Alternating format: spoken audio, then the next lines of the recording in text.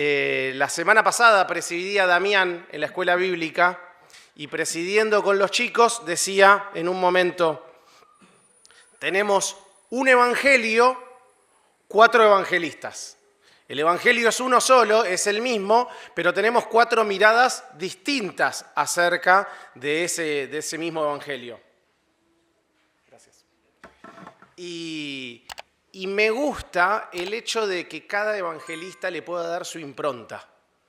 Y saben ustedes, hace un par de años estudié el libro de Marcos y hay una impronta en particular. Marcos era discípulo de Pedro, de manera que quien le cuenta a Marcos el evangelio es Pedro y Marcos es el que lo escribe.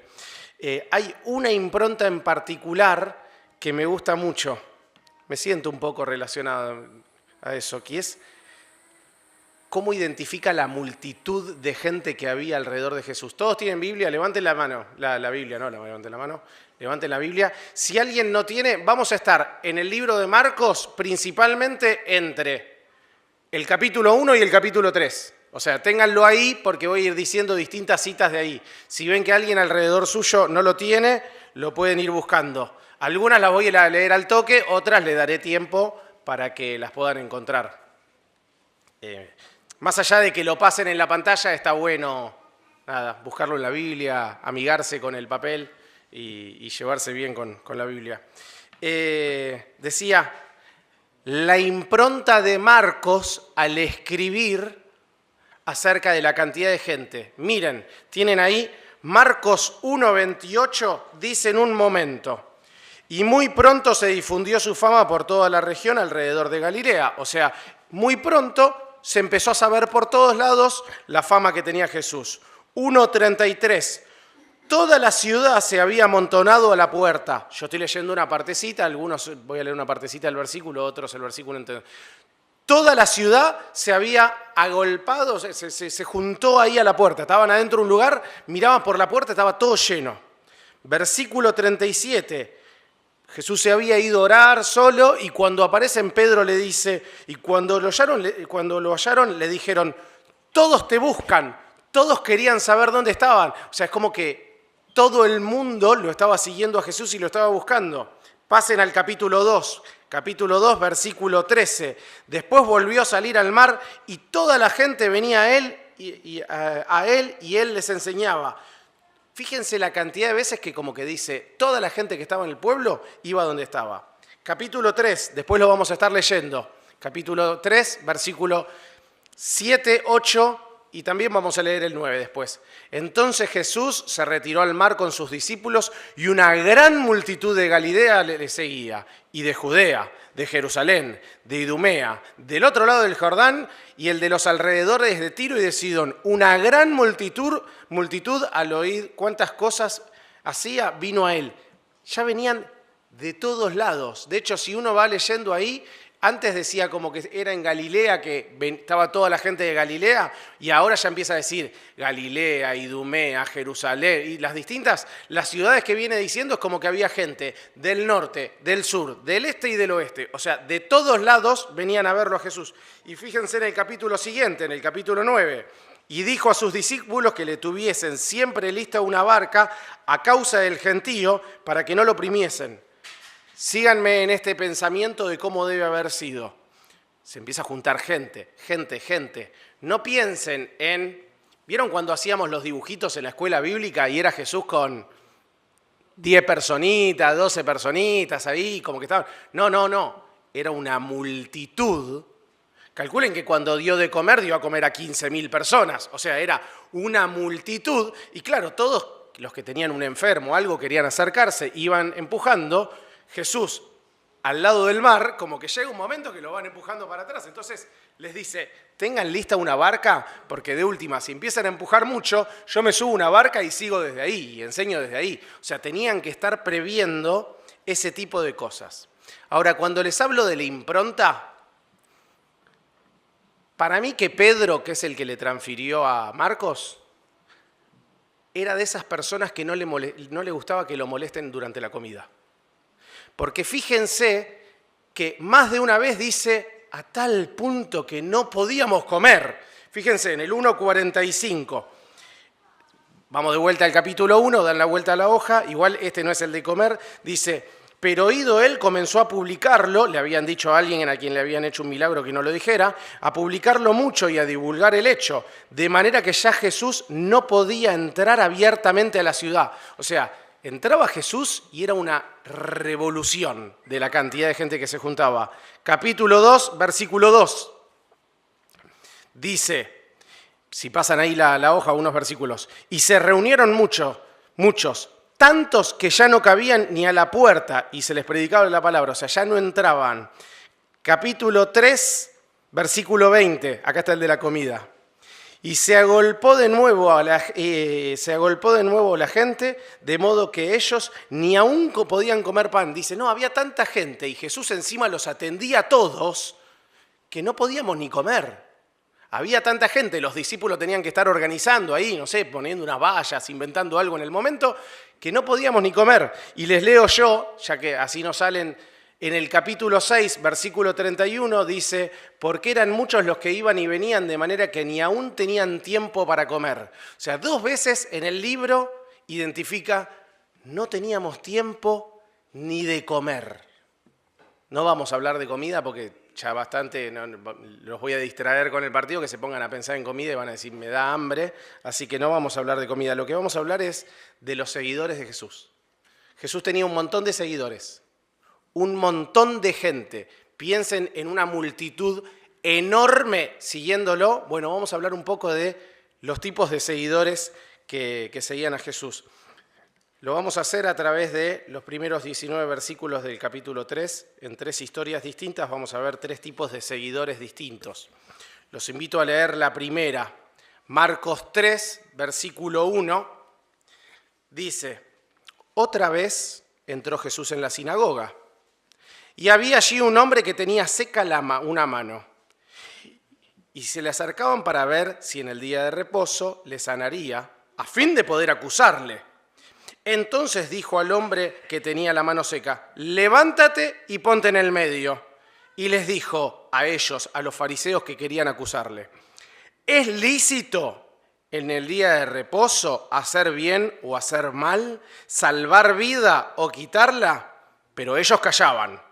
Entonces, mirándolos alrededor con enojo y entristecido por la dureza de sus corazones, dijo al hombre, extiende tu mano.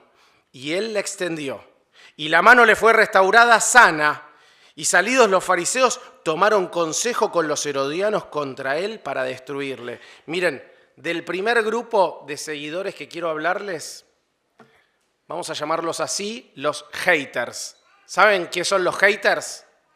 Los haters, en la actualidad se les denomina así, hate en inglés es odiar, entonces sería los odiadores, y en las redes sociales, vieron los influencers y todo eso, como que tenés hater. La gente que, no sé, una modelo sube una foto y le dicen, qué gorda, qué feo.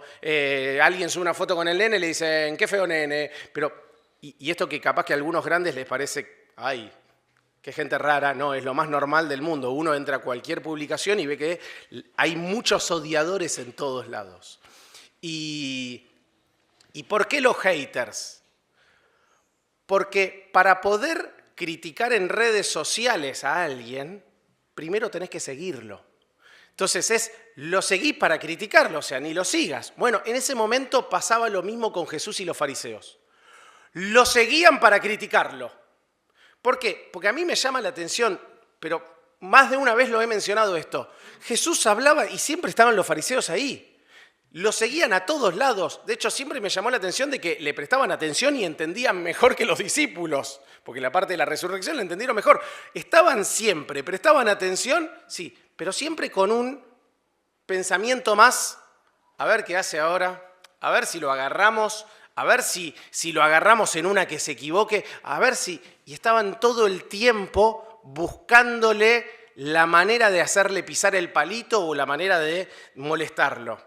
Para los que no saben quiénes eran los fariseos, eran judíos ortodoxos de la época, los estudiosos, la high society, la sociedad, claro, eran los importantes de la época. Y lo seguían a Jesús, ya que él juntaba tanta gente, para decir, a ver, a ver si lo agarramos, ya que no es uno de los nuestros y mueve tanta gente, a ver si lo podemos agarrar en alguna que se equivoque. Y en particular en esta historia se da en el día de reposo. El día de reposo era el día que se tenían que tomar como descanso, haciendo referencia al día que Dios descansó cuando creó el mundo. Y claro, no tenían que trabajar, pero ellos, como que a la norma de Dios de no tener que trabajar, le iban poniendo normitas, llamémoslo así, de cómo se llevaba la práctica.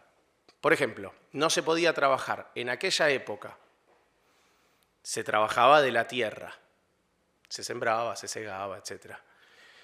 A vos te podía pasar que en un día de reposo te comas un sándwich al aire libre, el sándwich salga un poco del tomate, el tomate tiene una semilla, caiga en tierra, acaban de sembrar. O sin querer, golpeás el vaso se cae, acabás de regar. Entonces, ¿qué decían ellos? No se come al aire libre. Entonces ellos a la norma no trabajar, decían, no trabajar significa que ante la duda de que trabajes porque se te cayó una semilla o se te cayó un vaso de agua, no podés comer al aire libre. Pongamos otro. ¿De qué trabajaban algunos? De cazar. ¿Y qué pasa si venía un mosquito y te picaba? ¿Lo matabas? Estás cazando un mosquito. Entonces, el día de reposo, lo que les estoy diciendo es real, no es que una exageración. El día de reposo no podías matar el mosquito. En la actualidad, los judíos ortodoxos, el día de reposo no llevan dentadura, porque estás llevando una carga. Y la gente en ese entonces trabajaba de llevar cargas. Entonces digo, le iban poniendo pequeñas normitas que ellos lo hacían con su buena voluntad, pero esa buena voluntad al fin y al cabo terminaba siendo que no se podía hacer nada y todo el tiempo estabas en falla y todo el tiempo te estaban señalando de lo que hiciste mal. Bueno, eso era, entonces ellos iban para decir, a ver qué hace con el día de reposo. Ahora es llamativo porque cuando Jesús lo pone en el medio y les pregunta, ¿se puede? Ellos no dicen nada. Pero cuando Jesús ya lo sanó, se juntan ellos con los herodianos porque parece que juntarse a intentar buscar cómo matarle no tenía ninguna ley en contra. Entonces eso se podía. Ahora, el primer grupo son los odiadores. Son las personas que lo seguían a Jesús para criticarlo, para buscar con qué no estaban de acuerdo. A pesar de que saben que tiene poder, a pesar de que saben que puede tener la disposición de hacerlo, a pesar de que lo escuchan y entienden todo, lo siguen solamente para criticarlo. Vamos al segundo grupo. Versículo 7, seguimos leyendo. Segunda historia que vamos a leer en esta tarde. Mas Jesús se retiró al mar con sus discípulos y le siguió una gran multitud de Galilea y de Judea, de Jerusalén, de Idumea, del otro lado del Jordán y de los alrededores de Tiro y de Sidón. Oyendo cuán grandes cosas hacía, grandes multitudes vinieron a él.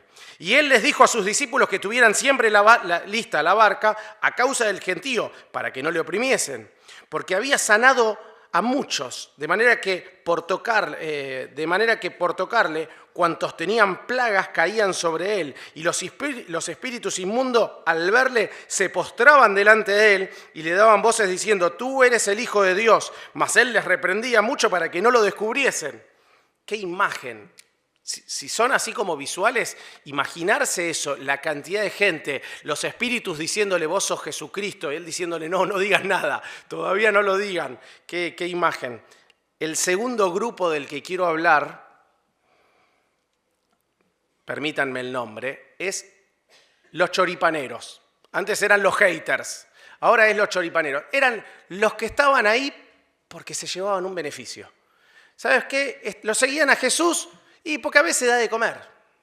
Y lo seguían a Jesús porque me sana a mi familia. Lo seguían a Jesús porque no tenían la causa que tenían otros de lo sigo porque estoy convencido, ni eran los fariseos que lo sigo porque quiero criticarlo. Lo sigo porque saco un beneficio. Lo sigo porque algo le voy a sacar a esta situación. Bueno, Jesús sabía bien, y no lo vamos a buscar ahora, pero en otro lugar él asume que sí, yo sé que me siguen porque les doy de comer. Yo soy totalmente consciente de que me siguen porque les doy de comer. Jesús lo sabía, lo permitía, y en esa multitud que decíamos al principio, de que había un montón de gente, sí, muchos eran de estos, de los que lo seguían porque le sacaban un beneficio. Y tenía que ver con los beneficios. Antes de entrar al tercer grupo, hagamos un cierre de estos dos. En la actualidad todavía hay odiadores. Pareciera que no, pero hay mucha gente que viene a la iglesia y está presente o se acerca a Dios y lo escucha, como los fariseos escuchaban, y prestan atención como los fariseos y saben que tiene el poder y saben que tiene la disposición, como le pasó a los fariseos en aquel entonces, pero que se acercan con el fin, o compañeros del laburo que te hagan preguntas interesadamente, pero desde una posición de quiero ver la diferencia. Ah, no, para mí la homosexualidad está bien. O sea, te escuchan para contrastar con lo que para ellos está bien. Entonces, están interesados. Yo tengo un compañero de laburo que me hace muchas preguntas. Ahora, es para contrastar versus lo que él tiene adentro de su cabeza. Para ver, a ver en qué estamos en común y en qué no. Amar a los demás, sí, pero para mí amar incluye todas sus vertientes. Ustedes no, pero que lo escuchan para marcar esas diferencias, para criticar en las diferencias. Siguen habiendo algunos odiadores. No sé, obviamente no se autodenominan haters, ni odiadores, ni fariseos, pero que personas que se acercan, pero con el fin de quiero ver en qué no estoy de acuerdo. Quiero chequear bien en qué no estoy de acuerdo. Ahora, también en la actualidad hay, llamémoslo así, beneficiosos o choripaneros, le puse yo porque no sabía qué ponerle, de personas que se acercan para sacar un beneficio. Hay personas que vienen solo por comida, hay personas que vienen solo cuando están enfermas, hay personas que vienen, se acercan a una iglesia solo cuando necesito pedir algo de oren por un familiar. ¿Por qué? Porque vengo, como en otra época se lo llamaba, vengo a Dios como un paraguas. ¿Cuándo abrís el paraguas? Cuando llueve. Bueno, lo tienen a Dios como paraguas. Recurro a Dios cuando necesito algo. Cuando no necesito nada, cierro el paraguas, hago mi vida. Bueno, sigue habiendo de esas personas en la actualidad. Y vamos a buscar el tercer grupo. Y arranca en el versículo 13.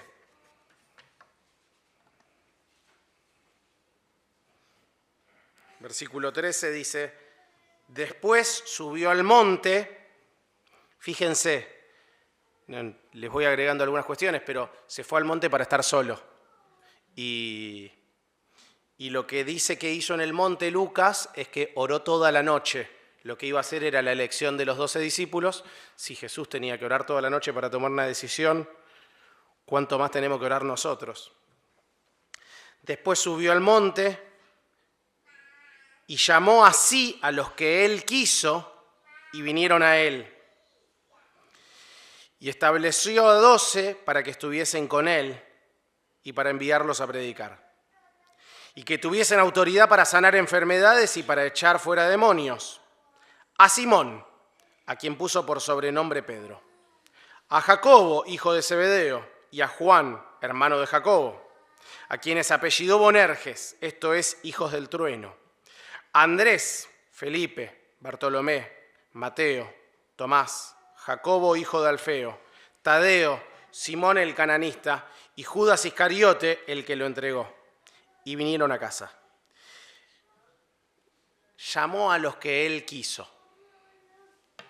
En aquella época, lo lógico es que el alumno eligiera al maestro y le dijera, ¿puedo seguirte y aprender de vos? O sea, que naciera de esto. Esto fue al revés. Él, siendo el maestro, los eligió. Y en la actualidad, Dios, siendo Dios, nos eligió. Vamos a hablar un segundito de eso en unos minutos. Pero siempre, y si tienen la Biblia, subrayen esto, márquenlo con resaltador. ¿Para qué? Miren, Jesús eligió 12 personas para revolucionar la historia. A través de esos 12, porque Judas también tuvo parte de eso, a través de esos 12 iba a revolucionar la historia. Nosotros hoy estamos hablando de esto en parte gracias a esas 12 personas que continuaron después de él. Bueno, no los eligió para ser parte de una revolución, no les dijo, vengan, vamos a revolucionar la historia. No, los eligió para que estén con Él. Subrayen, para que estuviesen con Él. ¿De qué manera Él quería que llegue a nosotros? A través de transformar la vida de ellos. ¿De qué manera quería transformar la vida de ellos? No les dijo, vamos a hacer un seminario, consta de 3 años, el primer año vamos a ver introducción a la teología, no sé. No les fue con todo eso. Les dijo, quiero que estén conmigo. Quiero que me acompañen en todo el tiempo. ¿Por qué quería que estén con Él? Estar nos hace parecer. Me molesta mucho cuando mis hijos tienen actitudes o acciones o formas que no me gustan, pero evidentemente las sacan de nosotros. Una de ellas es, Tomás tiene el ceño fruncido. Tomás, en el status quo de Tomás, o sea, no cuando está enojado, está así. Y vos decís, ¿de quién saca eso? De mí. Pero yo ya no lo puedo cambiar, pero quiero que él lo cambie. Entonces yo voy y le hago así, viste, en la frente y le toco acá como para que se afloje. Y él está así y al ratito está todo el tiempo con el ceño fruncido. Bueno, estar te hace parecer. Jesús quería que los discípulos estuviesen con Él porque estando con Él se iban a parecer a Él. Y fíjense que dio resultado, porque a Pedro, cuando a Jesús lo van a matar, y estaba ahí antes de negarlo, le dicen, lo reconocen por cómo hablaba. Por cómo hablaba le dicen, pero pará, vos estabas con Él, yo te conozco a vos estabas con Él, capaz que te vi, tus formas, todo, vos estabas con Él. Fíjense, cristianos significa pequeños cristos, cristitos, si lo quieren llamar así, porque se parecían a Cristo. Entonces a los cristianos decían, yo a vos te veo algo, vos sos cristiano. ¿Por qué? Porque tenés unas formas en las que te pareces a Cristo. Bueno, ¿por qué quería que estén con Él? Para que se parezcan a Él. Y los estableció para eso. Y después de que estén con Él, después de que se parezcan a Él, ahí sí, y para enviarlos a predicar, y que tuvieran autoridad para sanar enfermedades, para echar demonios y todo lo que sigue después. Primero, la intimidad y después el ministerio. La segmentación de haters, choripaneros y discípulos es arbitraria. En las miles de personas que habían, uno podría elegir otros grupos. A mí se me ocurrió uno más que no lo incluí, que serían el Elías Loureiro de Beirú y López de Vega. ¿Cómo es? Hay un choque y Elías está así. Y él aparece caminando. Él va, mira todo, ¿viste? Está así, y mira, y después vuelve y te dice, parece que había una moto que lo encerró, entonces estaban peleando. Porque debía haber gente, o sea, debía haber otros grupos que no tenían nada que ver y que estaban porque, va todo el pueblo. Calculen que era todo el pueblo cuando iba Jesús. Así que, debía haber gente que iba para mirar, había gente que no iba ni por beneficios. Pero digo, pensando en estos 3 grupos y pensando que en la actualidad sigue habiendo gente que le busca a Dios para ver las diferencias, sigue habiendo gente que se acerca a Dios como un paraguas para sacar un beneficio y sigue habiendo discípulos. ¿En qué grupo te pones vos? ¿En qué grupo te pones vos? Y capaz que muchos de los presentes piensan, yo dentro de los discípulos. Bueno, los discípulos tenían que estar con Él. ¿Estás con Él? ¿Estás compartiendo tiempo con Él? ¿Te estás pareciendo a Él? ¿Te reconocen como diciendo, vos sos cristiano? Miren, y no lo voy a negar, en algún momento me ha pasado de decir en alguna oficina algo, no, porque yo soy cristiano. ¿Vos sos cristiano? Y que se sorprendan y decís, pará, ¿por qué te sorprendes? ¿No viste nada distinto en mí? Y todo lo contrario, me ha pasado de decir, no, yo soy cristiana. Ah, yo sabía. Entonces, nos tenemos que parecer a Él. Bueno, si te incluís cuando hago la pregunta en cuál de estos 3 grupos te incluís dentro de los discípulos, preocupate por estar pareciéndote a Él. Preocupate por estar cada día pareciéndote más. Miren, a los 12 que eligió, y están ahí los nombres, no eran perfectos para nada. pescador intempestivo.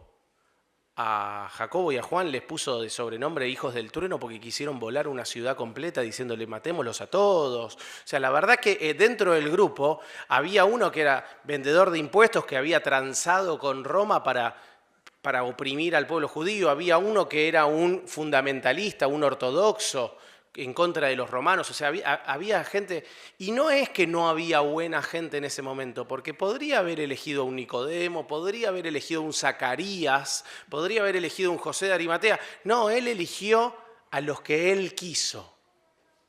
Él los eligió y eligió a esos, y obviamente estuvo perfecto la elección, pero digo, eligió a los que él quiso y él los perfeccionó a estas personas que no eran perfectas. No es que elige personas perfectas, elige personas comunes, normales, para perfeccionarlos. Si vos te estás incluyendo dentro de los discípulos, cuando hago la pregunta, ¿en qué grupo de estos estás?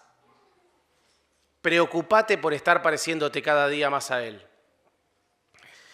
Y si cuando hago la pregunta, la respuesta es no sé, o si viniste a la iglesia y estás buscando, mirá, porque justo estoy necesitando comida, o estoy necesitando trabajo, o estoy necesitando un favor. Mirá, te podemos ayudar en eso. Pero mucho más importante que eso, podemos darte la salvación. Podemos enseñarte cómo es que nos eligió a nosotros. Porque acuérdense, a los 12 los eligió. ¿Sabés a quiénes elige? A los que se arrepienten de sus pecados. A los que piden perdón por sus pecados. A los que oran y le dicen, Dios, perdón por mis pecados, me arrepiento por mis pecados, entra en mi vida, dominala. Hacela de nuevo, como le decía Juan cuando decía, las cosas viejas pasaron, aquí somos todas hechas nuevas. Es decir, Dios, hacela de nuevo la vida. Agarrá mi vida, rompela toda y empezala de nuevo. Quiero empezar una nueva vida con vos. ¿A quiénes eligió? A los que se arrepintieron, a los que nos arrepentimos. No hay ningún mérito en que me haya elegido a mí. Simplemente me di cuenta que tenía que pedir perdón por mis pecados. Y capaz que hay alguien presente y que todavía dentro de estos grupos diga, no sé dónde entro. Bueno, si todavía no pidieron perdón por sus pecados, hoy es un buen día. Hoy es un buen día. Dentro de un rato, si la selección gana, va a haber mucha alegría en el país. Y la gente saldrá a festejar. Miren, dice la Biblia que cuando un pecador se arrepiente, hay fiesta en los cielos. Y no es que son 44 millones como acá en Argentina y saldrán a festejar algunos, no. Hay fiesta en los cielos. Y me imagino la alegría que puede haber esta noche en los cielos si una persona simplemente le dice a Dios, te pido perdón por mis pecados. Quiero que entres a mi vida y quiero que la hagas de nuevo. Así que les dejo eso. Para aquellos que ya somos hijos de Dios, el desafío de estar con Él cada día de manera constante para parecernos más a Él, y para aquellos que no son sus hijos, para aquellos que todavía no pueden decir con seguridad, yo fui elegido porque me arrepentí de mis pecados, el desafío es, no lo dejen para otro momento. Este es un buen momento para decirle, te pido perdón por mis pecados, quiero que entres a mi vida y la hagas de nuevo.